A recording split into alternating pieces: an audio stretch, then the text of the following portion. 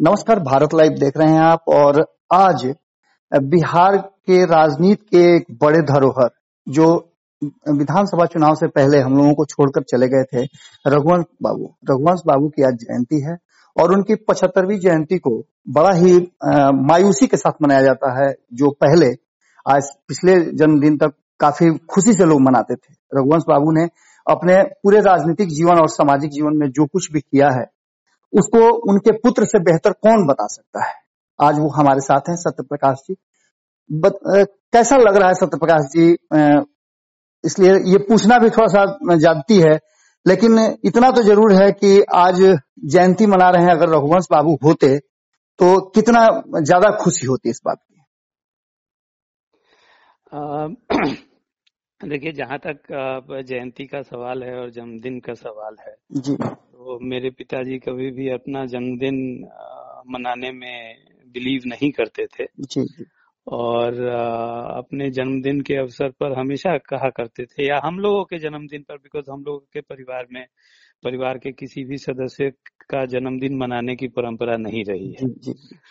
तो वो हमेशा यही कहा करते थे कि काम बड़ा करना चाहिए, काम अच्छा करना चाहिए, ऐसा काम कीजिए कि जिससे लोग आपके बारे में बात करें, आपके जन्मदिन को मनाएं। अपना जन्मदिन खुद से नहीं मनाना चाहिए। जी, जी। तो हम लोगों के परिवार में यही परंपरा चली आ रही है, किसी का भी जन्मदिन मनाया नहीं जाता है। जी, आज उनका जयंती तो जरूर है। इस जयंती को लेकर के दो खेमे में लोग बट गए हैं बिहार के। एक खेमा है जहां रघुवंश बाबू ने अपने पूरे राजनीतिक जीवन में बहुत सारे त्याग किए, बहुत सारी कुर्बानियां दी, आरजेडी। और दूसरा खेमा है एनडीए का, जिसमें जदयू है, बीजेपी है। ये दोनों ही खेमे अपने अपने स्तर से जन्मदिन मना रहे हैं। आप इन दोनों चीजों को किस तरह से देखते हैं, आरजेडी को और जदयू को? देखिए, जहां तक ये सवाल आपने पूछा है, तो मैं तो चूंकि चुनाव के ठीक पहले मैंने जनता दल यूनाइटेड ज्वाइन कर लिया था, जी, तो इसीलिए पार्टी लाइन के बारे में मैं कुछ नहीं कहना चाहता, क्या कहूं इसके ऊपर। लेकिन इतना जरूर है कि मेरे पिताजी ने अपनी पूरी जिंदगी में हमेशा, वो ठीक है कि वो पूरे जीवन पर्यंत समाजवादी विचारधारा के थे, समाजवादी आंदोलन से जुड़े रहे थे और समाजवादी पार्टियां जो भी बनती गईं उसी में वो हमेशा रहे और वही उनका विचारधारा थी, वही उसको फॉलो करते थे। लेकिन हमेशा वो लोगों के बारे में सोचते थे, लोगों का काम कैसे हो सकता है, गरीबों का विकास कैसे हो सकता है, जनता का फायदा कैसे हो सकता है। जी, ये तो उनके मनरेगा का जो विचार उन्होंने रखा और इसको लागू किया, ये तो पता बारे में सोचते थे और उसी के बारे में करते थे। इसका सबसे बड़ा उदाहरण है कि जब 2014 में वो इलेक्शन हार गए, जी, तो उसके बाद रेंट पर घर लेकर के और मुजफ्फरपुर में ही रह गए, जी, और अपना ज्यादा से ज्यादा दिल्ली, तो हमको लगता है कि जब तक कोई इनवाइट नहीं करता था, बहुत प्रेशर के साथ कोई वैसा फंक्शन नहीं होता था जिसमें कोई उनके जान के पीछे नहीं पड़ जाता था, जी, तब तक वो दिल्ली आना नहीं चाहते थे। जी, जी। और दिल्ली जिस दिन आते थे उस दिन लगता था जैसे कि बहुत कोई बड़ा, मतलब नहीं रहेंगे बिहार में तो कुछ अनहोनी हो जाएगा। उस तरह जैसे ही यहाँ काम खत्म होता था वापस मुजफ्फरपुर भागते थे। 24 घंटा, अभी भी लोगों की जानकारी में नहीं होगा, उनका पास कराया हुआ, अप्रूव कराया हुआ 2-3 सड़क है। मतलब एमपी नहीं होने के बावजूद, जी, कोई भी एमपी जितना अपने क्षेत्र के लिए काम करेगा उससे ज्यादा समय और उससे ज्यादा काम 14 से 19 तक किए। इसमें कहीं कोई शंका, कहीं कोई इसमें डिस्प्यूट किसी को नहीं। प्रकाश जी, आप तो रघुवंश बाबू के पुत्र रहे हैं, लेकिन रघुवंश बाबू ने अपने परिवार को हमेशा राजनीति से अलग रखा। पूरे जब तक वो जीवित रहे तब तक कोई नहीं जानता था कि आप राजनीति में हैं या क्या नहीं है। अचानक से इन सारी चीजों में उनके नहीं रहने के बाद एक वैक्यूम आ गया। आप आरजेडी को इसके लिए कितना दोषी मानते हैं, जिस आरजेडी के लिए उन्होंने पूरा जीवन दे दिया? देखिए, इसमें तो कहीं कोई शंका नहीं होनी चाहिए कि उनको जो अपनी पार्टी से मिलना चाहिए था, वो उनको नहीं मिला। उनके साथ नाइंसाफी तो हुई, इसमें कहीं कोई शंका नहीं है। और ये मैं इसीलिए नहीं कह रहा हूं चूंकि मैं जनता दल यूनाइटेड में आ गया हूं या मैंने जनता दल यूनाइटेड ज्वाइन कर लिया है, इसलिए मैं ये चीज नहीं कह रहा। जी, मेरा अगला क्वेश्चन यही था कि चुनाव से ठीक पहले जनता दल यूनाइटेड में आने का और क्या कुछ था, उसमें बहुत सारी चर्चाएं हुई थी। कहा गया था कि रघुवंश बाबू के पुत्र हैं तो आपको बहुत कुछ जदयू की तरफ से मिलेगा, लेकिन अब तक आपके हाथ खाली हैं राजनीतिक रूप से अगर कहा जाए, या फिर जो भी चाहिए उसके लिए। अब इसको कितना अलग तरह से देखते हैं बिहार की राजनीति में, जो रघुवंश बाबू नहीं है तो कितना उनकी कमी खल रही है? देखिए, पारिवारिक तौर पर हम लोगों को कमी बहुत ज्यादा खल रही है, उसके बारे में क्या कहा जाए। वो तो राजनीतिक तौर पर तो आप देखिए कि जनता की बात उठाने वाला, अब तो राजद के लोग देखें कि जब तक वो थे तब तक पार्टी लाइन से अलग हट करके जनता की आवाज हमेशा उठाए। पार्टी को लेकर के तो लालू जी को देखना चाहिए, हमेशा इनसे ये सवाल पूछा जाता रहा कि आप सही आदमी हैं लेकिन गलत पार्टी में क्यों। इनसे ही पत्रकार, आप प्रभु चावला थे और मैंने भी उनसे क्वेश्चन पूछा था, सब लोग ये चीज उनको कहता था, लेकिन वो हमेशा घुमा करके फिरा करके हमेशा अपने लाइन पर कायम रहते थे, हमेशा डिफेंड करते थे पार्टी को। खराब से खराब परिस्थितियों में भी उन्होंने हमेशा अपनी पार्टी को डिफेंड किया, अपने नेता को डिफेंड किया। लालू वो जो चिट्ठी लिखे थे, वो चिट्ठी हमको नहीं लगता है आवेश में आकर के लिखे थे, बहुत सोच समझ करके उस चिट्ठी को लिखे थे। नहीं, जब आपने चिट्ठी की चर्चा छेड़ दी तो वो चिट्ठियां जो है सबसे पहले भारत लाइव को ही मिली थी, और हमने उन चिट्ठियों के माध्यम से बहुत सारी बातें पूछने का प्रयास किया था जो उनके इर्द गिर्द लोग थे। तो ऐसी स्थिति में अब जो वर्तमान परिस्थिति है, इसमें आप बिहार की राजनीति को कहाँ देखते हैं? सामाजिक रूप से, आर्थिक रूप से और शैक्षणिक रूप से तो बिहार पिछड़ ही गया है। अब इसको कहाँ देखते हैं? क्या नीतीश कुमार के हाथों में आगे बढ़ करके किस तरह का भविष्य नजर आता है बिहार का? देखिए, सबसे पहली बात कि आपका सवाल बड़ा लेंदी है और बहुत क्लियर मुझे नहीं है। अगर आप 2 पॉइंट पूछे तो मैं बेटर बता पाऊंगा। बट एनीवेज, देखिए, अगर आप बिहार का कंपैरिजन करने की कोशिश कर रहे हैं तो मैं तो बिहार, एक ये भी है कि मैं अपने माता पिता से, मेरा हमेशा से बचपन से ही बड़ा जुड़ाव रहा था। ये दूसरी बात है कि अपने पिता के साथ समय व्यतीत करने का हम लोगों को मौका बहुत ही कम मिला, बहुत ही कम। होली दिवाली के दिन वो पूरा दिन घर पर रहते थे, नहीं तो हम लोगों के साथ बहुत कम इंटरेक्शन भी था, बहुत कम समय भी बिताते थे। तो इसमें जो आप बिहार के बारे में सवाल पूछ रहे हैं, देखिए मैं इसलिए पूछ रहा हूँ ये सवाल कि आप रघुवंश बाबू के पुत्र हैं, बहुत सारी बातें आपसे होती भी होंगी, आपको जानकारी भी होगी कि बिहार को किस तरह से देखना चाहते थे। क्या वो नीतीश कुमार पूरा करेंगे उनके सपनों को? क्या लगता है आपको? मेरा सवाल यही था। नीतीश कुमार के नेतृत्व में बिहार तरक्की की बुलंदियों को तो छू ही रहा है, इसमें कहीं कोई दो मत नहीं है। लेकिन अब आप कंपैरिजन पर अगर उतरिएगा, जो हम लोगों के देश में बड़ा भारी बीमारी है, हम लोग सब चीज में अमेरिका से ही कंपैरिजन करने लगते हैं। नहीं, भारत के तो अन्य राज्यों से किया जा सकता है ना, झारखंड भी आपसे आगे निकल जा रहा है। आपको देखिए, मेरे पिताजी ने लोकसभा में भाषण किया था, एक आप देख लीजिएगा, हो सकता है यूट्यूब पर होगा। जी। बिहार पिछड़ा हुआ क्यों है, इसके बारे में बड़ा लेंदी भाषण दिए थे लोकसभा में।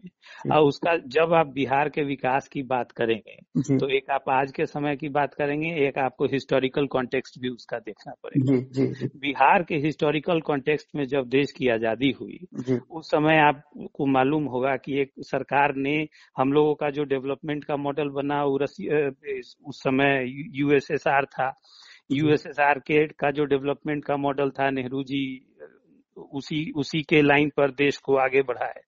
पंचवर्षीय योजनाएं बनी, जो प्रथम पंचवर्षीय योजना, उसके बाद जो कंटिन्यू हुई, तो उसमें आप देखिएगा कि देश भर में जो एवरेज इन्वेस्टमेंट होता था, एवरेज हमेशा हर पंचवर्षीय योजना में बिहार का जो इन्वेस्टमेंट हुआ पर कैपिटा इन्वेस्टमेंट, देश के एवरेज पर कैपिटा इन्वेस्टमेंट से कम हुआ।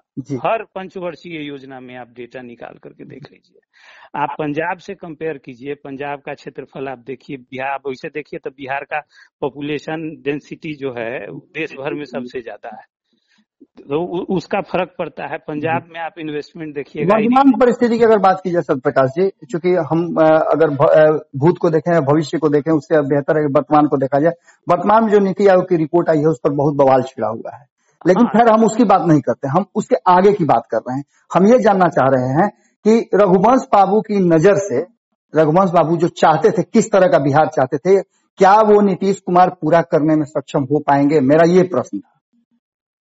क्यों नहीं हो पाएंगे? कोई भी उनके सपनों को पूरा करने में सक्षम होगा।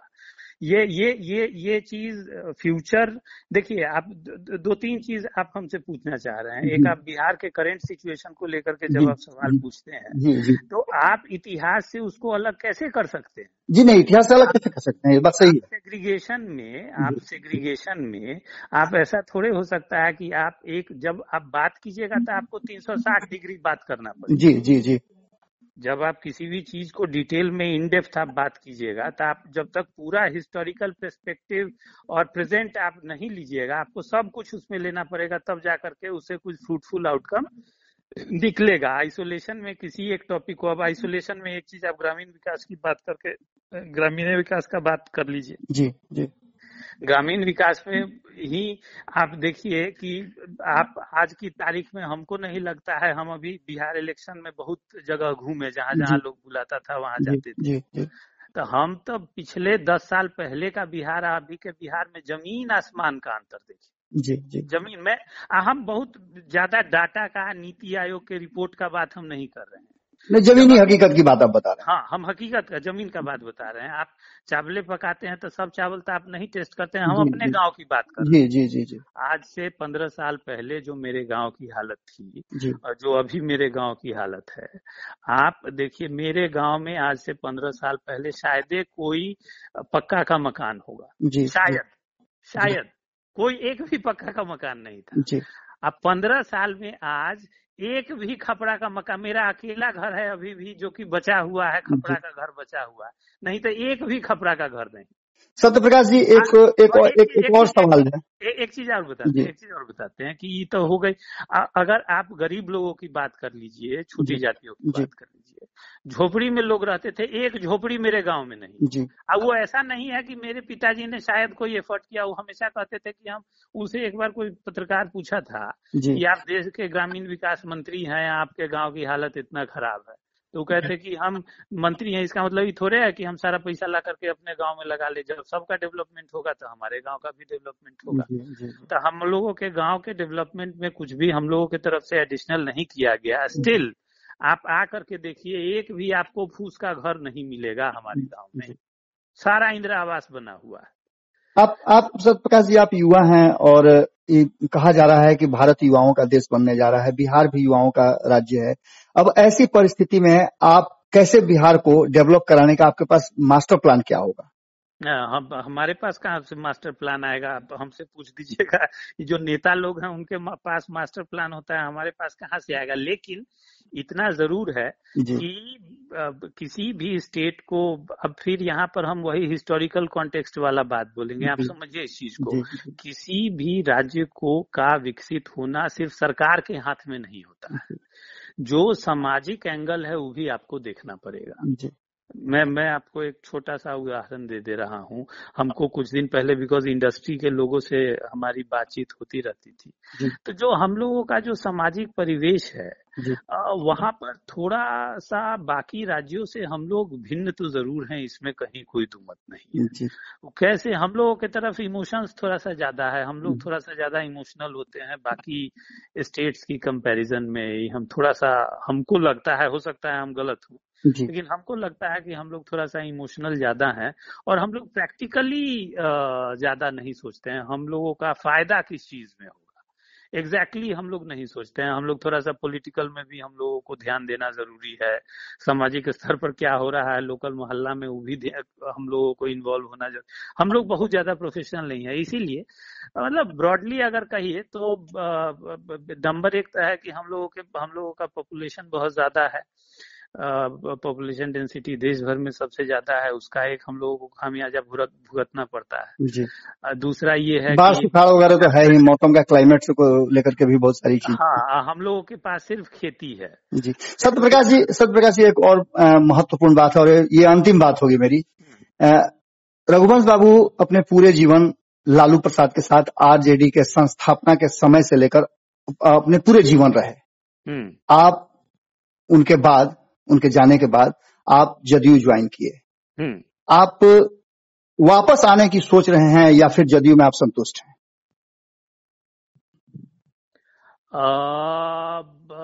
मैंने हमारे पिताजी पूरी जिंदगी एक ही पार्टी में बिता दी जी जी। या उस पार्टी से जो टूट करके जो पार्टियां बनी या जुड़ करके जो पार्टियां बनी उसी में रहे। मैंने लालू प्रसाद का भी नाम जोड़ा है कि लालू प्रसाद के साथ पूरे जीवन रहे, उनके लिए कुर्बानियां भी साथ रहे। तो लालू जी से पहले कपूरी जी के साथ रहे। जी जी जी। लालू जी तो बाद में ना है, लालू जी तो मैंने लालू जी का प्रोमिनेंस हुआ जब वो विरोधी दल, कपूरी जी के निधन के बाद जब वो विरोधी दल के नेता बने। रघुवंश बाबू को कर्पूरी ठाकुर से भी तुलना किया जाता है, हालांकि ये लोग करते हैं, लेकिन मैं जो पूछ रहा हूँ मेरा सीधा सवाल है कि आप जदयू में संतुष्ट हैं या फिर आरजेडी में आने का कोई चांस बन रहा है? आरजेडी में आने का सवाल कहाँ से पैदा होता है? आरजेडी में आने का सवाल आया, मैंने सवाल अगर आप पूछिएगा तो किसी बेसिस पर ना पूछिएगा, कहाँ से आया आरजेडी में आने का सवाल? नहीं, चूंकि मेरा सवाल इसलिए था कि रघुवंश बाबू ने पूरा जीवन बिताया है, अभी बहुत सारे लोगों की भावनाएं होंगी, बहुत सारे लोग चाहते होंगे। आज भी आप देखे होंगे कि रघुवंश बाबू को लेकर के आरजेडी से जुड़े हुए जितने भी लोग थे लगभग सभी ने उनको अपनी सद्भावना दी है, श्रद्धांजलि दिया है। जयंती मुझे भी फोन किया था जी। रामचंद्र पूर्वे हैं, वो हमारे पिताजी के पुराने साथी जी, हैं, जी, जी, उन्होंने मुझे फोन किया था और उनसे भी बहुत सारी बातें हुई हैं। देखिए, मेरे पिताजी का आपने इमोशनल और भावनात्मक बातें बिहार से जोड़ करके देखी, मैं उसी कॉन्टेस्ट में पूछ रहा था आपसे।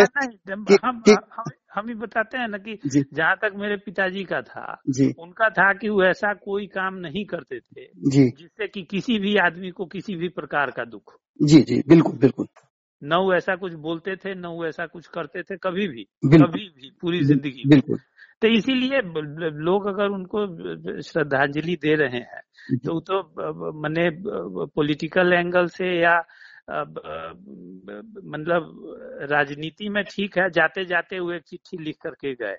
उस चिट्ठी में वो जो लिखे हैं, ये हमको लगता है कि लालू जी के अलावा राजद में कोई भी नहीं है ऐसा आदमी जो कि उस चिट्ठी के मतलब को समझने की क्षमता रखता हो जी। वो चिट्ठी में जो लिख करके वो गए, ये सिर्फ और सिर्फ लालू जी ही समझ सकते हैं और कोई नहीं समझ सकता। जी जी जी।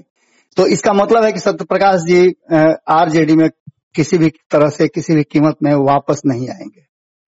वो हम थे कब राजद में कि वापस आने की बात? बिल्कुल, हम राजद में कभी थे नहीं। चलिए, भारत लाइव से बात करने के लिए बहुत बहुत धन्यवाद आपका। जी धन्यवाद। अगर ये वीडियो पसंद आई और वह बिहार के राजनीति और बिहारियत से सरोकार रखेनी तो सब्सक्राइब बटन दबा के चैनल के सब्सक्राइब कर ली। ओजे एगो घंटी बा, ओकरा बटन दबा देला से कुल सटीक और मारक खबर रुआ मुफ्त में मिल जाई। अगर रुआ पत्रकारिता के हमनी के नया प्रयोग में सहयोग कर चाहतानी तो ज्वाइन बटन दबा दी। पेटीएम नंबर नोट कर ली 9386816700। धन्यवाद।